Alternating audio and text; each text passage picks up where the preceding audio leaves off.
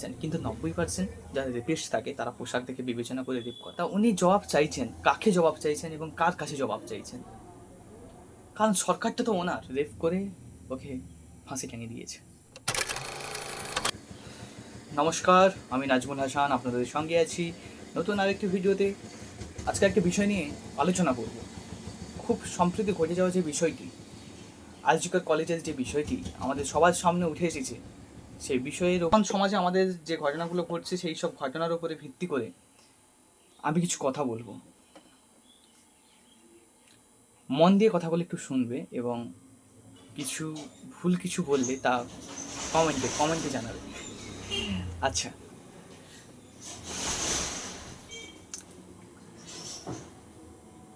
যে মেয়েটির সঙ্গে অন্যায় হলো খুবই খারাপ হয়েছে, খুবই লজ্জাকর বিষয়, খুবই দুঃখজনক বিষয় এটি। কিন্তু আমাদের বর্তমান যে রাজ্য যিনি চালাচ্ছেন তার কাছে আমার একটাই প্রশ্ন। দেখলাম তিনিও পথে নেমেছেন, তিনিও আন্দোলন করছেন। তা উনি জবাব চাইছেন, কাকে জবাব চাইছেন এবং কার কাছে জবাব চাইছেন? কারণ সরকারটা তো ওনার। তবে যদি এই বিষয়ের উপরে সুষ্ঠু সমাধান নিয়ে আসতে পারতেন এবং সঠিক বিচার যদি করেন, তাহলে সাধারণ মানুষের প্রতি অনেক বিশ্বাস আরও বেড়ে যেত। যাই হোক, সম্প্রতি ঘটে যাওয়া যে ঘটনাটি ঘটেছে তা খুবই নিন্দাজনক এবং খুবই অপমানজনক সমাজের কাছে। আমরা এখনও 2024 সালে পদার্পণ করেও এখনও এমন একটি সমাজে বাস করছি যেই সমাজে এখনও মেয়েরা সুরক্ষিত নয়। শিশুর কাছ থেকে 30 বছর, এমনকি 90 বছরের বৃদ্ধাকেও ছাড়ছে না এই সমাজ। রাস্তার যে পাগল, যিনি মানসিক ভারসাম্য হয়ে রাস্তায় ঘোরাফেরা করে, তাকেও ছাড়ছে না এই সমাজ। কোথায় যাচ্ছে এই সমাজ? আমাদের এই সমাজ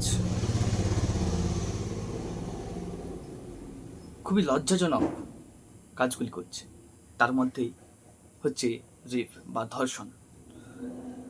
তার মধ্যেই রেপ ও ধর্ষণকে আমাদের সমাজে নির্দিষ্ট কোনো বিচার ব্যবস্থা নেই, নির্দিষ্ট কোনো আইন নেই। রেপিস্টদের প্রতি নির্দিষ্ট কোনো আইন নেই, ধর্ষকের নির্দিষ্ট কোনো বিচার নেই। কেউ বড় আমলা, কেউ রাজনীতিক বড় নেতার সম্পর্কে ছেলে কিংবা আত্মীয় স্বজন হোক না কেন, ছাড়া পেয়ে যাচ্ছে, যে কোনোভাবেই সে ছাড়া পেয়ে যাচ্ছে। হয়তো কিছু জরিমানা হচ্ছে, কিছু দিনের জেল হেফাজতে নিচ্ছে, আরাম আয়েসি দিন কাটাচ্ছে তারা, তারপরে ছাড়া পেয়ে যাচ্ছে। হয়তো দুই একটা ধর্ষক বা রেপিস্টের সাজা হয়, এনকাউন্টার তো হয় না, ফাঁসির মঞ্চে তো চড়ে না। ফাঁসি কয়জনকে দেওয়া হয়েছে, রেপিস্ট কয়জনকে ফাঁসি দেওয়া হয়েছে আজ পর্যন্ত আমাদের রাজ্যে? বিষয়গুলি ভাববার আছে। এখন যে বিষয়টি নিয়ে চলছে তা এক পর্যায়ে ট্রেন্ডিং হয়ে গেছে বিষয়টি। আজ যে কলেজের বিষয়টি ট্রেন্ডিংয়ে চলে গেছে, কারণ দেখলাম সবাই প্রতিবাদ করছে, সবাই মিটিং মিছিল করছে, সবাই প্রতিরোধ করছে, সবাই বিক্ষোভ জানাচ্ছে। ভালো কথা, জানাক, অবশ্যই জানানো উচিত এটা। কারণ আমাদের সরকারের বিচারের ব্যবস্থা, সরকারের আইন কানুনের ব্যবস্থা যে হারে দুর্বল, তার জন্য প্রতিবাদ জানাচ্ছে, অবশ্যই জানানো দরকার সরকারের প্রতি। কিন্তু ছোট্ট একটা বার্তা, এই সম্প্রতি যে ঘটে যাওয়া ঘটনার যে মহিলা যিনি শিকার হয়েছে এবং জঘন্য এই রেপিস্টদের হাতে যিনি তার শেষ নিঃশ্বাস ত্যাগ করেছে, তার তো হয়তো বিচার হয়ে যাবে। আজকের যে পর্যায়ে আমরা এসে দাঁড়িয়েছি, যে পর্যায়ে আমরা প্রতিবাদ করছি, তা হয়তো এর বিচার আমরা পেয়ে যাব। মুখ্যমন্ত্রী ঘোষণা করলো 10 লাখ টাকা দেয়া হবে, কিন্তু এই 10 লাখ টাকায় কি হবে? তার ফিরে পাবে সেই মা? কি তার ফিরে পাবে তার মেয়েকে? না সেই বাবা তার ফিরে পাবে তার কন্যাকে? কিংবা সমাজ কি ফিরে পাবে? একজন ডাক্তারকে যে হারিয়েছে সেই সমাজ কি ফিরে পাবে একজন ডাক্তারকে? ওই ডাক্তারকে অবশ্যই পাবে।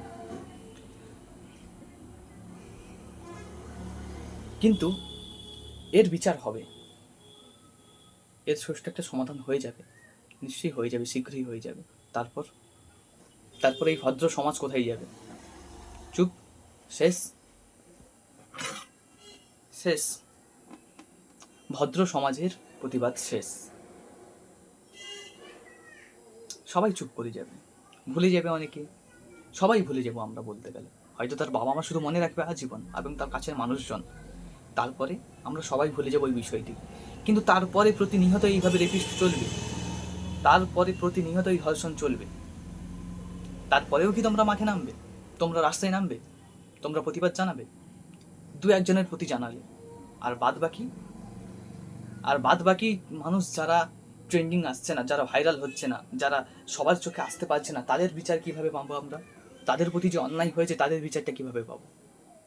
নির্দিষ্ট কোনো আইন নেই তো আমাদের সমাজে, বর্তমান রাজ্যে আমাদের নির্দিষ্ট কোনো আইন নেই, যার জন্য আমরা কোনো বিচার পাচ্ছি না। আজকের যে ইস্যুটি নিয়ে দাঁড়া হয়েছে সেই ইস্যুর ওপরে বিচার হয়তো পেয়ে যাবে, কিন্তু পরবর্তীতে যার যেসব রেপ হবে বা ধর্ষণ হবে তার বিচার কি পাবো আমরা? হবে কেন? নির্দিষ্ট যদি আইন থাকে তাহলে অবশ্যই হবে না। যদি পুলিশের সেরকম ব্যবস্থা থাকে হবে না। পুলিশের দুটো মহিলা কর্মী প্রমাণ লোপাটের জন্য ব্যস্ত হয়ে পড়েছে। এটাই হচ্ছে পুলিশের সমাজের, না পুলিশের সমাজের না, কিছু পুলিশের মানবিকতা এইরকম, তারা হচ্ছে দালাল। তাদের বাড়ি তাদের সঙ্গে যদি এইভাবে যদি হতো তাহলে অবশ্যই তারা উপলব্ধি করতে পারতো।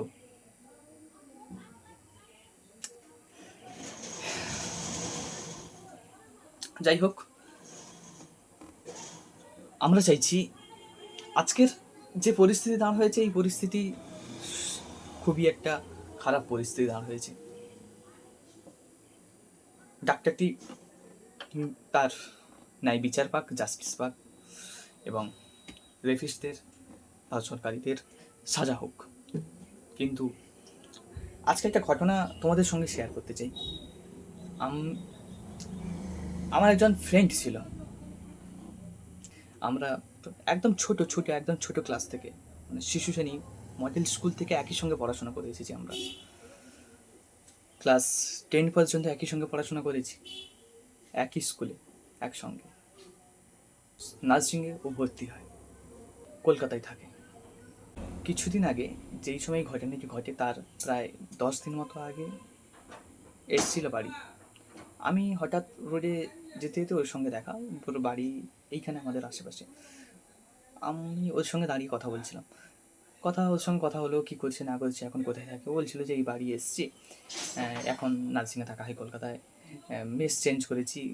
বললাম কেন মেস চেঞ্জ করলি কেন? বলছে যেখানে থাকি সেখানে হচ্ছে একটু সমস্যা হচ্ছে, খাওয়া দাওয়া এইসব প্রবলেম হচ্ছে, তার জন্য মেস চেঞ্জ করেছি, এখন একটা নতুন মেস ভাড়া নিয়ে 1 সপ্তাহ মতো থাকছি।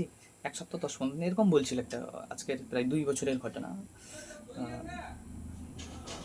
ভাবছি এখানে দিদিরা আছে, বলছেন তুই তাহলে তোর সঙ্গে যারা পড়ে তারা তারা কি আছে? বলছে না আমার সঙ্গে হয়তো একজন না কয়েকজন বলছিল ছিল, আর না হলে হচ্ছে দিদিরা থাকছে। এবং আমি বলছিলাম তাহলে তোরা যে থাকিস তার মেসে নিচে কারা থাকে?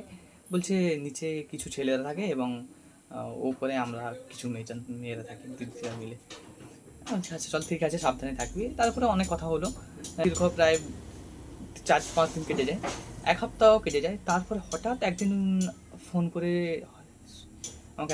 আমার একজন বন্ধু ফোন করে বলে যে শুনেছিস ওর না আজ আমাদের মধ্যে আর নেই।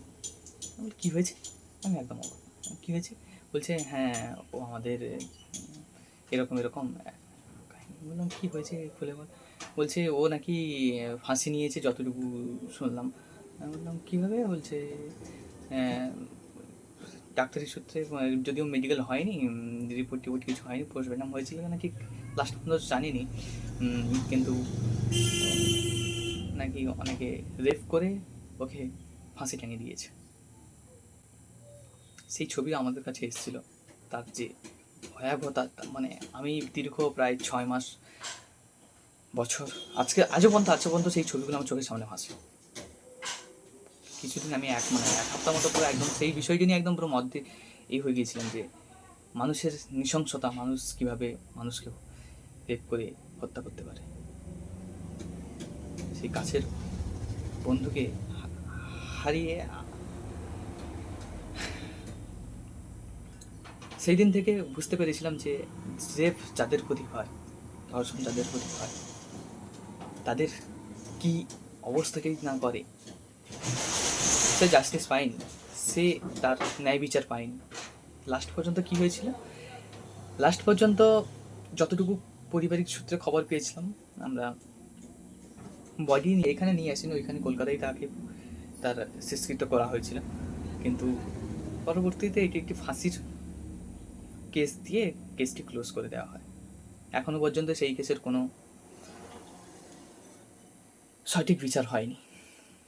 আজকের এই ঘটনার পরিপ্রেক্ষিতে আজকের এই ঘটনা বললাম, আমার একজন কাছের, আমার মানে সম্পূর্ণ নিজের চোখে এবং এই মানে অভিজ্ঞতা এই জীবনে, তাই এই বিষয়টি নিয়ে বললাম। হয়তো ফ্যামিলিগত দিক থেকে তারা অবশ্যই আর্থিক সম্বল ছিল, তারা চাইলে অনেক কিছু, আর্থিক সম্বল অনেকেই থাকে, কিন্তু চাইলে সবাই তার ন্যায় বিচার পায় না, সবাই তার তার জাস্টিস হয়তো পেয়ে যাবে তিনি। আজকে আমাদের সবার সামনে এসছে বলে আসছে, আমরা সবাই এই বিষয়টি নিয়ে আলোচনা করছি, সবাই এই বিষয়টি নিয়ে কথা বলছি, কিন্তু আমাদের সম্প্রতি আশেপাশে অনেকেই থাকে, আমাদের অনেকেই বোন, অনেকেই দিদি, অনেকেই মেয়েও, অনেকের বাচ্চা বাচ্চা মেয়ে, অনেকের মার সঙ্গে, অনেকের আশেপাশের আত্মীয়র সঙ্গে, সম্পর্কের অনেকের সঙ্গে হয়তো অনেকের এই ঘটনাটা ঘটেছে, কিন্তু হয়তো গুটি কয়েকজন হয়তো বিচার পেয়েছে, কিংবা গুটি কয়েকজন হয়তো ন্যায় পেয়েছে, বাদ বাকি বিচার পায়। যে কোনো কেস, যে কোনো ধামাচাপা দিয়ে বিষয়টি শেষ হয়ে গেছে।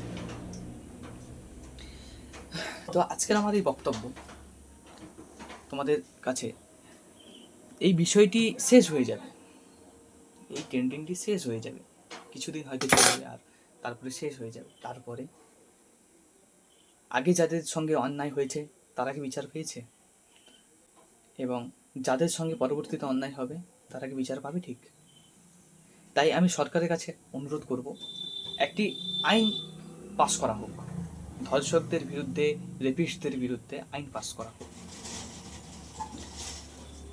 যেই আইনে এতটা কঠোর শাস্তি উল্লেখ করা থাকবে রেপিস্টদের উদ্দেশ্যে, যা দেখে রেপিস্টরা ভয়ে আতঙ্কে তারা রেপ করার আগে, ধর্ষণ করার আগে 100 বার ভাববে। তাদের মৃত্যুর সাজা ফাঁসি নয়, তার চেয়েও জঘন্য সাজা তাদের দেওয়া হবে, প্রকাশ্যে যেন দেওয়া হয় সেই সাজাগুলো, যাতে দেখে অন্য রেপিস্টদের, ধর্ষকদের মনে রেপ করার বা ধর্ষণ করার চিন্তাভাবনা একদম আসবে না। আশা করি বুঝতে পেরেছো আমার কথাগুলো। দর্শক, তোমরা বুঝতে পারছো আমি কি বলতে চাইছি? হ্যাঁ, আমাদের সরকারের কাছে আমি করজোড়ে নিবেদন করেছি, আপনি জাস্টিস রাস্তায় নেমে কার কাছে চাইছেন? আপনি নিজের হাতে, আপনার নিজের হাতে ক্ষমতা আছে, আপনি চাইলে আইন পাশ করাতে পারেন। তাই আপনাকে আমি করজোড়ে অনুরোধ করব, আপনি এই লোক হাসানো যে কর্ম করছেন, যে কাজ করছেন, জাস্টিস চাইছেন, এই কাজটি না করে আপনি একজন মুখ্যমন্ত্রী রাজ্যের, আপনার হাতে অনেক ক্ষমতা আছে, আপনি চাইলে অনেক কিছু করতে পারেন। তাই এই বাচ্চাদের মতো এবং লোক হাসানোর কাজটি না করে রাস্তায় না নেমে আপনি আপনার আইন জারি করুন, আপনার ক্ষমতা দেখান। এবং সর্বশেষ যে বিষয়টি নিয়ে আলোচনা করব আমি, অনেকেই বলছে পোশাকের জন্য নাকি ধর্ষণ বেশি হয়। আমি এর সঙ্গে কিছুটা সহমত হলেও পুরোপুরি সহমত না। হ্যাঁ, আমি কিছুটা সহমত এর সঙ্গে, কিন্তু পুরোপুরি সহমত না। কারণ আমার মতে 100%-এর 90% পোশাকের জন্য ধর্ষণ হয় না, 10% হয়তো পোশাকের জন্য ধর্ষিত হয় তারা। কারণ হ্যাঁ, তুমি খোলামেলা পোশাক পরে যখন হাঁটবে, তখন মানুষের মনে তোমাকে নিয়ে খারাপ চিন্তাধারা জাগবে, এটা স্বাভাবিক এবং জাগে। কিন্তু তাদের মধ্যে কিছুজন হয়তো সেরকম যদি পরিস্থিতি থাকে তোমার খোলামেলা পোশাকে, তাহলে সেই দেখে তোমাকে অনেকদিন থেকে ফলো করছে, এবং কিংবা সাময়িক সূত্রে তোমাকে দেখতে পেয়ে তোমার পোশাকের উপরে ভিত্তি করে হয়তো তোমার সঙ্গে খারাপ অন্যায় হতে পারে। এটা 10%, কিন্তু 90% যারা রেপিস্ট থাকে তারা পোশাক দেখে বিবেচনা করে রেপ করে না। তারা তাদের যে ঘন্য নিকৃষ্ট মানসিকতা, নোংরা মানসিকতা ওপরে নির্ভর করে শিশু থেকে বৃদ্ধ পর্যন্ত কাউকে ছাড়ে না। তাদের যখন লালসা জন্মায় তখন তারা কাউকে ছাড়ে না। তাই আমি মনে করি আমাদের নারী সমাজের বর্তমান নারী সমাজের প্রতি আমার ছোট্ট একটা বার্তা, তোমরা তোমাদের, সত্যি কথা বলছি, পোশাকের কিছুটা হলেও শালীনতা নিয়ে আসো। এখনকার পোশাকের শালীনতা বলতে নেই বলতেই চলে গেছে একদম। এটা আমাদের সমাজের জন্য খুবই লজ্জাজনক এবং খুবই দুঃখজনক বিষয় যে ভবিষ্যতে ওয়েস্টার্ন কালচার নাচার জন্য আমাদের সমাজে নগ্নতার চিত্র আমরা আরও বেশি দেখতে পাবো সমাজে, যার জন্য আমাদের সমাজের ভয়াবহ পরিস্থিতি আরও আসবে। তাই নারীদের সমাজের প্রতি আমার একটাই বার্তা, তোমাদের একটাই কথা বলবো, তোমাদের পোশাকের স্বাধীনতা নিয়ে আসো। তোমাদের পোশাকের স্বাধীনতা তোমরা কি চাইছো? নগ্নতা তোমাদের পোশাকের স্বাধীনতা? তাহলে ভুল। তোমাদের স্বাধীনতা হচ্ছে তোমাদের বাক শক্তি, তোমাদের স্বাধীনভাবে চলাফেরার, স্বাধীনভাবে সব কিছু ফেস করার। সেটা তোমরা পেয়ে গেছো। তোমরা না চাইলেও যদি না পাও সেটার বিরুদ্ধে প্রতিবাদ করো, কিন্তু তোমাদের পোশাক, তোমাদের নগ্নতা তোমাদের স্বাধীনতা না। পোশাক তোমরা মার্জিত শালীন পোশাক পরিধান করো, দেখবে তোমরা সমাজের আর 10টা মানুষের চোখের যে খারাপের যে তাদের যে কুনজর, সেটা তোমরা পড়বে না তোমাদের প্রতি। তাই তোমাদের কাছে আজকের অনেক কিছু বলে ফেললাম। তাই তোমাদের কাছে একটাই আমার কথা, আমরা চাই, সবাই মিলে এই ভিডিওটা বেশি বেশি শেয়ার করো, যাতে আমরা সবাই মিলে একটা নির্দিষ্ট আইন, নির্দিষ্ট একটা শাস্তি রেপিস্টদের বিরুদ্ধে যাতে সরকার আমাদের নিয়ে আসে এবং সরকার সেটি পাস করে, যাতে রেপিস্টরা, ধর্ষকরা এই কর্ম করার আগে শতবার ভাববে এবং প্রকাশ্যে যেন সেই শাস্তি দেওয়া হয়। তাই দর্শক বন্ধু, জানি আমার কথাগুলো হয়তো আমি ঠিকমতো হয়তো গুছিয়ে বলতে পারলাম না, কিংবা যতটুকু যা বলতে পেরেছি হয়তো তোমাদের সঙ্গে সেরকমভাবে বলতে পারিনি, কিন্তু আমার মনের কথা কিছুটা হলেও তোমাদের সঙ্গে আমি বলতে পেরেছি। তা আমি চাই যে এখন যে বর্তমান যে পরিস্থিতি, তার ন্যায় বিচার হোক এবং সঙ্গে আমাদের আশেপাশের এবং আমাদের যে জানাশোনা যেই সব ঘটনাগুলি ঘটে গেছে, ভবিষ্যতে ঘটবে, সেই সব ঘটনার প্রতি আমরা নজর দেব এবং আমাদের প্রশাসনের দিকে আমি দৃষ্টি আকর্ষণ করে বলবো, যেই সব ঘটনা ঘটে গেছে, যেই সব ঘটনার আজও পর্যন্ত বিচার হয়নি, সেই সব ঘটনাগুলো খতিয়ে দেখা হোক, পুনরায় কেস ওপেন করা হোক এবং দোষীদের শাস্তি দেওয়া হোক। সেই কোনো বড় নেতার আত্মীয় হতে পারে কিংবা বড় যে কেউ হতে পারে, তার যেন শাস্তি পায়, সেই জন্য শাস্তি অবশ্যই, সে শাস্তির গ্রহণযোগ্য শাস্তি তাকে দিতেই হবে, এটা আমাদের দাবি।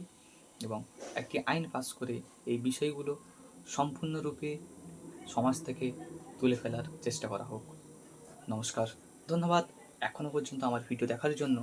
তা অবশ্যই কমেন্ট করে বলবে আমার ভিডিওর মধ্যে কোনো কিছু কমতি থাকলে, কোনো কিছু ভুল থাকলে অবশ্যই আমাকে জানাবে। পরবর্তী আমি আমার ভিডিওতে সেগুলো সংশোধন করব এবং ভিডিও তোমাদের কাছে আরও ভালো করে নিয়ে আসবো। তো দেখা হচ্ছে পরবর্তী কোনো ভিডিওতে। ততক্ষণ পর্যন্ত সবাই পাশে থাকো, সঙ্গে থাকো, সুস্থ থাকো, সাবধান থাকো।